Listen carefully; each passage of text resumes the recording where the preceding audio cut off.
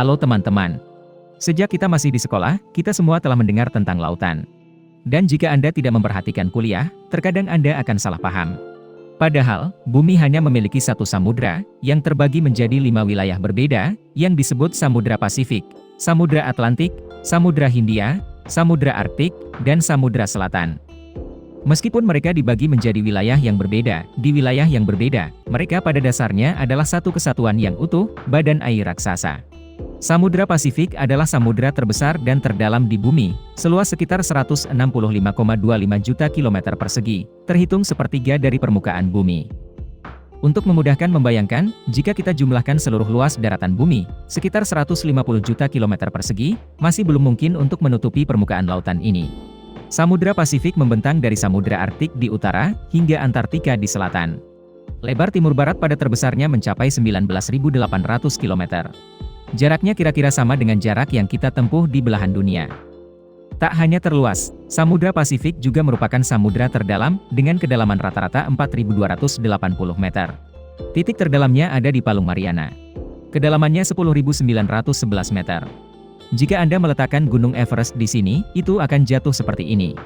Anda mungkin tidak tahu, 90% populasi dunia tinggal di belahan bumi utara. Artinya, sebagian besar aktivitas manusia terjadi di separuh bumi. Hanya 10% dari populasi yang tinggal di belahan bumi selatan. Dengan negara terpadat adalah Brasil dan Indonesia. Kedua negara ini memiliki bagian di belahan bumi utara. Tetapi ada sebagian besar wilayah dan populasi di belahan bumi selatan.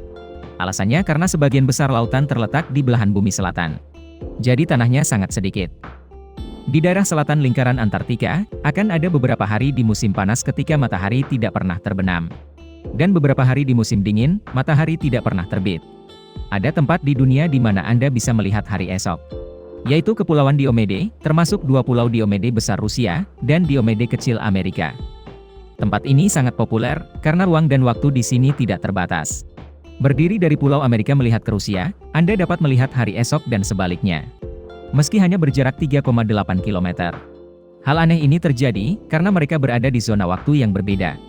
Perbedaan waktu antara Rusia dan AS adalah 21 jam. Itu sebabnya orang menyebut Big Diomede sebagai pulau besok. Dan Little Diomede adalah pulau kemarin. Jika Anda bertanya, negara mana yang memiliki posisi paling strategis di planet ini, mungkin tempat pertama adalah milik Iran. Ini adalah satu-satunya negara yang berbatasan dengan Laut Kaspia dan Teluk Persia, memberikannya akses ke sumber daya minyak yang besar. Ini juga berarti bahwa Iran adalah jembatan antara Turki dan Eropa dengan negara-negara besar seperti India dan Cina. Semua barang dari India dan Cina, 2 negara terpadat di dunia, untuk mencapai Eropa harus melalui Iran.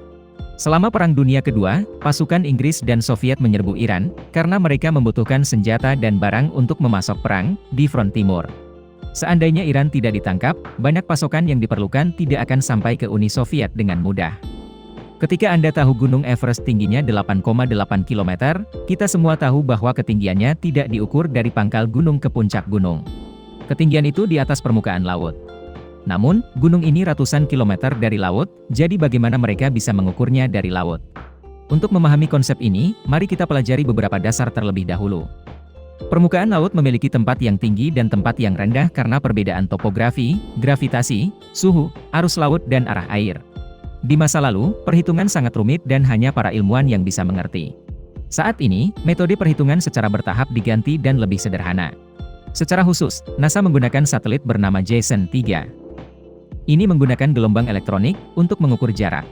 Satelit akan memancarkan gelombang elektromagnetik yang mencapai permukaan laut, dengan kecepatan yang telah ditentukan. Kemudian sinyal tersebut akan dipantulkan kembali ke satelit. Meter menghitung waktu yang diperlukan untuk melewati antara 2 titik. Dengan ini, mereka dapat mengetahui jarak antara satelit dan permukaan laut, dengan mengalihkan kecepatan dengan waktu. Lebih modern, satelit JASON-3 juga memiliki instrumen yang memungkinkan para ilmuwan mengukur jarak dari satelit ke pusat bumi. Dari sana, mereka bisa mengetahui jarak yang tepat dari pusat bumi ke permukaan laut, dengan satu pengurangan. Karena bumi kita berbentuk bulat, jarak dari pusat ke permukaan laut di setiap lokasi berbeda. Oleh karena itu, mereka harus mengukur di banyak tempat, untuk menemukan nilai rata-rata. Mendengarkan ini sampai sekarang, Anda mungkin masih belum mengerti apa itu permukaan laut. Tenang. Saat menghitung nilai rata-rata jarak dari pusat bumi ke permukaan laut.